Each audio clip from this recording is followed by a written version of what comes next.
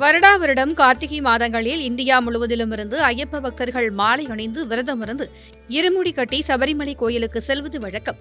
அந்த வகையில் இந்த ஆண்டு கார்த்திகை மாதம் தொடங்கிய நாளில் இருந்தே சபரிமலையில் கட்டுக்கடங்காத கூட்டம் காணப்படுகிறது.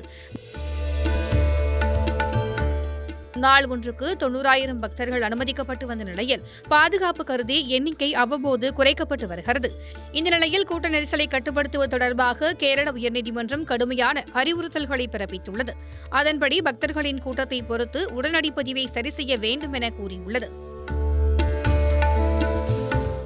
அதன் அடிப்படையில் உடனடி பதிவு 5,000 குறைக்கப்பட்டுள்ளது.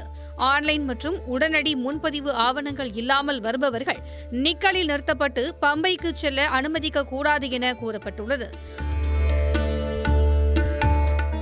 ஆன்லைன் முன்பதிவு நேரம் மற்றும் தேதி சரியாக இருக்க வேண்டும். போலி பாஸ்களுடன் வருபவர்களை பம்பைக்கு செல்ல அனுமதிக்க கூடாது என கேரள உயர்நீதிமன்றம் உத்தரவிட்டுள்ளது. இதனை மிக கவனமாக செயல்படுத்த வேண்டும் என தேவஸ்வம் போர்டு மற்றும் காவல்துறைக்கு எச்சரிக்கை விடுக்கப்பட்டது. இந்த கட்டுப்பாடுகள் மூலம் கூட்ட நெரிசலால் ஏற்படும் விபத்துகள் முன்கூட்டியே தெரியும் என்றும், இதன் அடிப்படையில் முறையான பதிவு இல்லாத மற்றும் முறையான ஆன்லைன் அனுமதி சீட்டில் முன்கூட்டியே ஐயப்பனை தரிசிக்கலாம் என வரும் ஐயப்ப பக்தர்களை அனுமதிக்க முடியாது என்றும் உயர்நீதிமன்றம் தெளிவுபடுத்தியுள்ளது. மண்டல கால சீசன் தொடங்கி 2 வாரங்களுக்கு பிறகும் சபரிமலைக்கு பக்தர்கள் கூட்டம் அதிகமாக இருக்கும். 5,000 பேர் மட்டுமே தரிசனம் செய்ய முன்பதிவு செய்யப்பட்டுள்ள நிலையில் சுமார் 10,000 பக்தர்கள் தரிசனம் செய்ய வருகிறார்கள்.